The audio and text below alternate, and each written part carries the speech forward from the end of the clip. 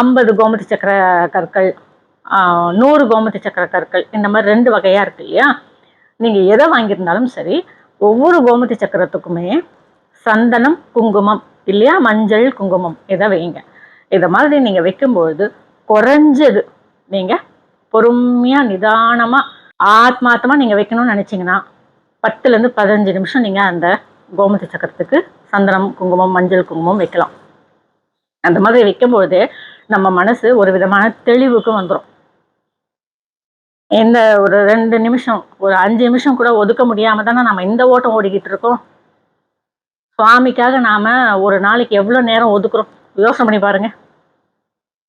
அதனாலதான் உங்க எல்லாரையுமே இந்த ஆன்மீக சிந்தனையில அழைச்சிட்டு போகணும் அப்படின்றதுனால இந்த கோமதி சக்கர மரம் அப்படிங்கிறத நம்முடைய சிந்திங்கனை.com ஆன்லைன் ஷாப்ல பதிவேற்றம் பண்ணேன். காணொலி கொடுத்த உடனேயே நிறைய பேர் வாங்கவும் ஆரம்பிச்சிட்டிங்க. இப்போ மறுபடியும் ரீஸ்டாக் பண்ணியிருக்கோம். நிறைய வந்தபடி இருக்குது. நிறைய பேர் வாங்கினபடி தான் இருக்கீங்க. நிறைய பேருக்கு ஆன்லைனில் வாங்க தெரியல அப்படின்னும் போது எனக்கு வாட்ஸ்அப்பில் மெசேஜ் அனுப்பி அதன் மூலமாகவும் நீங்கள் வாங்குறீங்க.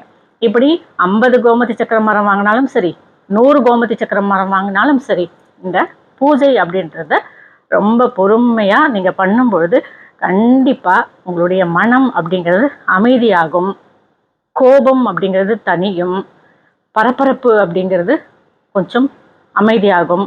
இதெல்லாமே உங்ககிட்ட ஒரு ஸ்டேபிளாக கொண்டு வந்து நிறுத்தும்.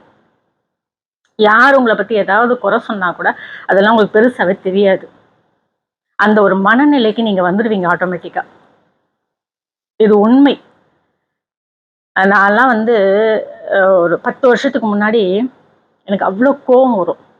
இப்பெல்லாம் என்னை எதிர்க்கவே யாராவது ஏதாவது சொன்னாலும் கூட அவங்களுக்கு நம்மளை பற்றி தெரிஞ்சது அவ்வளோதான். அவங்கள கோவப்பட்டு நம்ம என்ன பண்ண போகிறோம்? இல்லை அவங்க கோவப்பட்டு நாம தான் என்ன ஆக போகிறோம்? ஒன்றும் கிடையாது. நாம் நம்பி இருக்கிறது கடவுளை. அந்த கடவுளே நமக்கு துணையாக நம்ம மனசுக்குள்ளே இருக்கும்போது யாருடைய கோபம் நம்மளை என்ன பண்ண போகுது? இல்லை நாமளே கோபப்படணும்னு நினச்சாலும் நமக்குள்ளே இருக்கக்கூடிய சுவாமி நம்மளை அமைதியாரு, என்ன ஏன் கோவப்பட்ட, நான் இருக்கேன் அமைதியாரு அப்படின்னு நம்மளை வழிநடத்துவேன்.